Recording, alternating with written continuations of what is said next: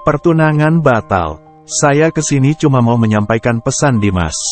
Ucapan sang calon mertua itu seketika membuat Lila penasaran. Tak sabar ia mendengar kabar dari calon suami yang sudah hampir 2 minggu tak berkabar padanya. Pesan apa, Bu? Ibu bertanya dengan mata berbinar saat mendengar nama calon mantunya disebut. Begini, jadi gak enak ngomongnya, tapi saya minta maaf sekali dan semua harap memaklumi. Ya. Lila dan ibu berpandangan. Tiba-tiba hatinya merasa gelisah tanpa sebab. Begini, kami mau menyampaikan pesan anak kami. Dimas, ia ingin membatalkan lamaran pada Lila. Lila terhenyak, sama halnya dengan ibu yang wajahnya seketika berubah tegang.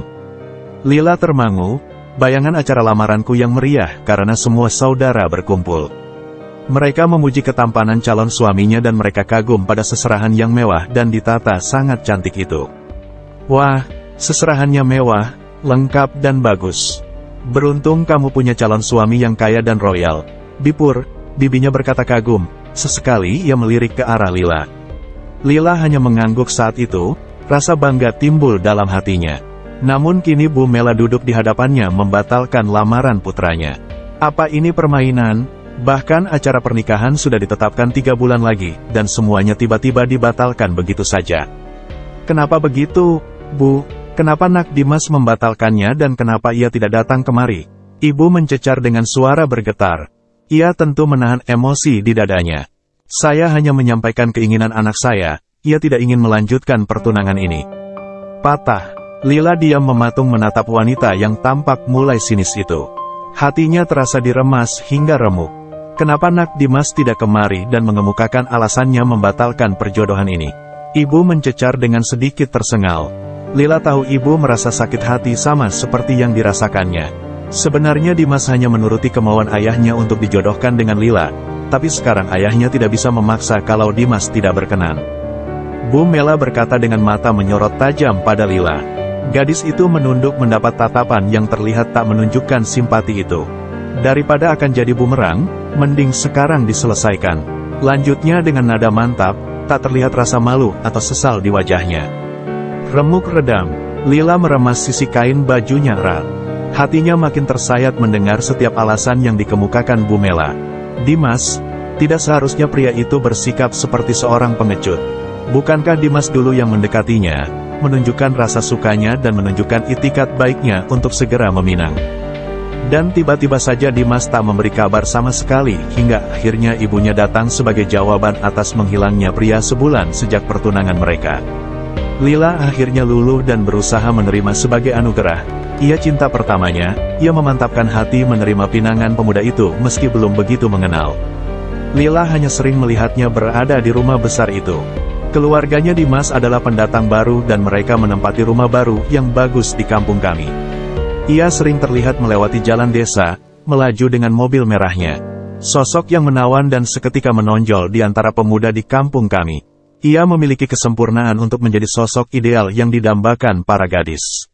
Tampan dan kaya, ia juga telah bekerja di sebuah bank terkenal. Siapa gadis yang tak tertarik pada Dimas? Lila pun terpikat. Mungkin Lila yang terburu-buru percaya dan mudah jatuh simpati. Ia tertipu dan dipermainkan dengan culasnya. Baiklah, kami menerimanya. Akhirnya ucapan Lila menyudahi perdebatan ibu dan wanita itu. Ibu menoleh kepada Lila dengan pandangan yang tak terbaca. Ia tahu ibu ingin mempertahankan sebisa mungkin pertunangan anaknya. Ibu sudah sangat bahagia dan pernikahan pun hampir di pelupuk mata. Syukurlah kamu bisa menerima. Kamu memang bijaksana, Nak. Wanita itu berkata dengan nada datar. Seolah tak ada rasa penyesalan atau rasa bersalah dari wajahnya. Ibu diam, menatap pasrah. Apalagi yang bisa dilakukan kalau pihak laki-laki sudah memutuskan pertunangan kecuali menerima keputusan yang tak adil itu. Karena pertunangan gagal, maka kami minta seserahan Lila kembali, ya yang belum terpakai saja. Kalau ada yang sudah terpakai, kami ikhlaskan. Bu Mela berkata pelan. Lila seketika menegakkan badan, rasanya seperti tersetrum aliran listrik ribuan volt. Ia sampai tak bisa berkata apapun. Lila hanya duduk termangu, hingga ibu tiba-tiba sudah menaruh kotak-kotak hantaran itu di atas meja, di hadapan Bu Mela. Ini cincinnya, Bu. Semua masih utuh di tempatnya. Ibu berkata sambil menyerahkan kotak Pandora itu kepada Bu Mela. Tentu saja, karena acara lamaran baru sebulan lalu dilangsungkan. Semua barang, tas, sepatu, baju, hingga kosmetik masih utuh tertata dalam box-box cantik itu. Bu Mela tersenyum lega mengamati box-box hantaran itu, kemudian ia berpamitan dengan tergesa. Aku dan ibu hanya diam melihat wanita itu membawa keluar hantaran itu dibantu oleh sopirnya. Mereka tahu ada tetangga kanan-kiri, depan rumahnya yang mengintip dan melihat hantaran itu dibawa keluar kembali dari rumah Lila. Besok tentu akan menjadi gunjingan dan suara sumbang akan digaungkan pada Lila dan keluarganya. Ada apa? Kenapa semua hantaran itu dibawa lagi? Bibi Marmi berjalan tergopoh memasuki halaman rumah, begitu mobil Bu Mela keluar dari halaman rumah kami. Lamaran batal dan hantaran diminta kembali, Dek. Tutur ibu pelan tapi membuat Bipur tampak terkejut.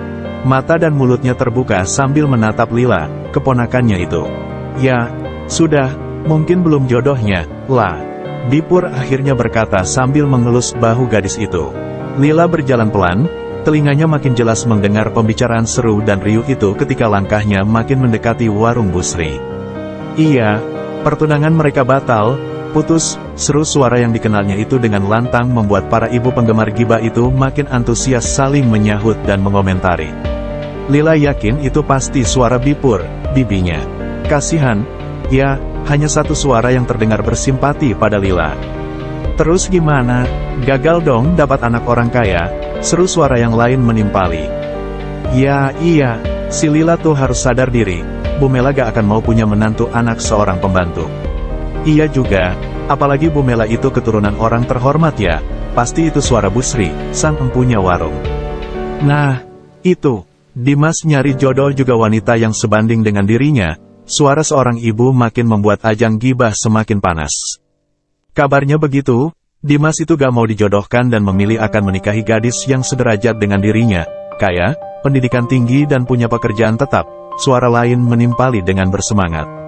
Wah, bisa itu jadi mantu saya saja, Sari itu PNS dan sarjana pula. Dari jauh Lila mengenali suara yang menyebut nama Sari itu. Siapa lagi wanita yang mempunyai anak bernama Sari di kampung itu, selain Bipur, bibinya. Lila berbalik arah, menahan gemuruh di dadanya dan memilih kembali pulang ke rumah. Ia sudah tidak berminat lagi untuk berbelanja di warung yang ramai dengan ibu-ibu kampung yang sedang bergosip tentang dirinya itu.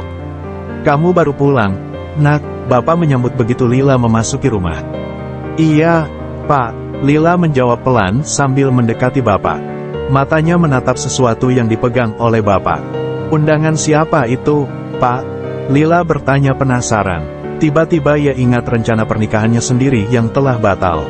Duduk dulu, Bapak berkata sambil meletakkan tubuhnya di kursi tua itu. Lila memilih duduk di hadapan Bapak. Ibu muncul dari ruang belakang sambil membawa mug stainless legendaris berisi teh panas untuk Bapak. Tadi Bipur sekeluarga kemari, ia mengundang kita ke acara pernikahan Sari minggu depan. Sari menikah, kok mendadak sekali, kok nggak ada gembar-gembor seperti biasanya? Lila bertanya kemudian tersenyum pelik sambil menutup mulut. Merasa ia telah berkomentar nyinyir tentang sepupunya itu. Itu undangannya, Pak? Lila kembali bertanya. Bapak mengangguk sambil menyerahkan undangan ke arahnya. Dengan cepat ia mengambil kertas tebal berwarna merah marun itu. Dimas, Lila membaca nama di kertas undangan itu dengan suara tercekat. Dimas Anggara, putra Bapak Harjono Suseno dan Ibu Mela Suseno. Sudah sangat jelas, Dimas siapa yang namanya tercetak di undangan sebagai calon suami Sari, sepupunya. Iya, Sari akan menikah dengan Dimas. Padahal pria itu baru 2 bulan memutuskan pertunangan dengan kamu, kini ia sudah akan menikah dengan Sari. Sambung ibu dengan nada marah. Lila meletakkan undangan itu begitu saja di meja. Ia merasa ada yang mengganjal di dadanya hingga membuatnya terasa sesak. Ada yang patah di sana, dan pupus sudah harapan yang diam-diam disimpan Lila untuk Dimas. Inilah alasan Dimas menghilang begitu saja sejak pertunangan mereka batal. Aku tidak akan datang ke pernikahan mereka. Gumam Lila dengan suara bergetar. Kita datang saja, Nak. Dia juga saudara kita, Sari adalah sepupumu. Bapak berkata pelan sambil menatap sendu wajah putrinya. Kita datang saja, tunjukkan kamu bisa tegar di hadapan mereka. Seru ibu dengan amarah yang tertahan. Ibu, gampang sekali ia bilang begitu. Bagaimana jika anak gadisnya ini tak mampu menahan diri melihat ritual upacara pernikahan yang tentu akan membuat baper itu? Ibu akan mencarikan kamu jodoh yang lebih segalanya dari si Dimas itu. Seru ibu bersemangat, membuat wajah Lila semakin kuyup mirip tisu toilet. Ayo, kita ke rumah Mbak Zahra sekarang. Ibu akan minta ia menyulap kamu jadi Lutuna saat pernikahan Dimas nanti. Luna Maya, Bu, Lila meralat ucapan ibu. Ya, dia, Luna itu, seru ibu berapi-api. Bahu Lila merosot seketika. Sudah sana, berangkat sama ibu ke salon. Biar kamu bisa segera dimodif sama Mbak Zahra. Titah bapak sambil merogoh dompetnya. Emang Lila ini motor CB, pakai dimodif segala. Keluh Lila sambil berdiri dan berjalan menuju kamarnya. Pak, kalau bisa kita segera mencari pria yang bisa digandeng Lila saat pesta pernikahan Sari dan Dimas nanti.